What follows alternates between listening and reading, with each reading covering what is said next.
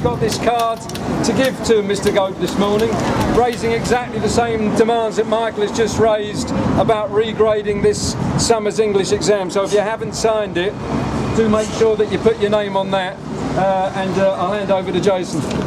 Yeah, my name's Jason Cobley. I'm a head of English and been teaching for 20 years, and the reason I wanted to come today was because I've never come across anything so blatant as what's been done today. The school that I work in isn't quite good enough to voluntarily choose to become an academy, not quite bad enough to be forced into become an academy.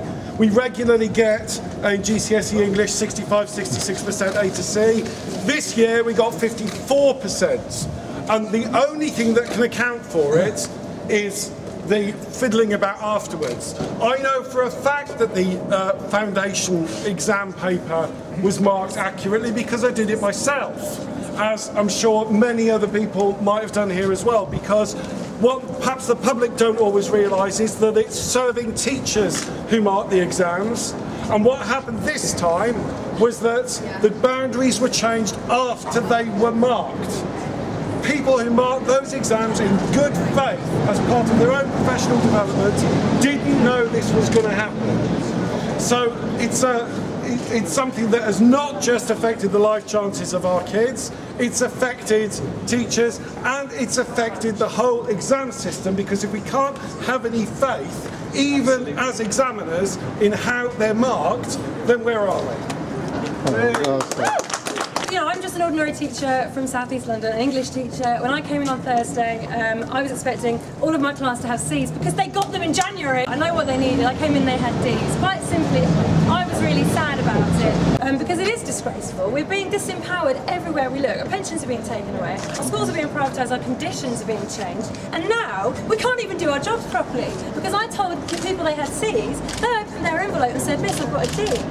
I mean, that's just the last thing I was holding on to was the fact that I could still do my job. And I can't even do that anymore if they're going to start changing the goalposts all the time. So I'm really angry about this, and I'm really glad that a few people have come down.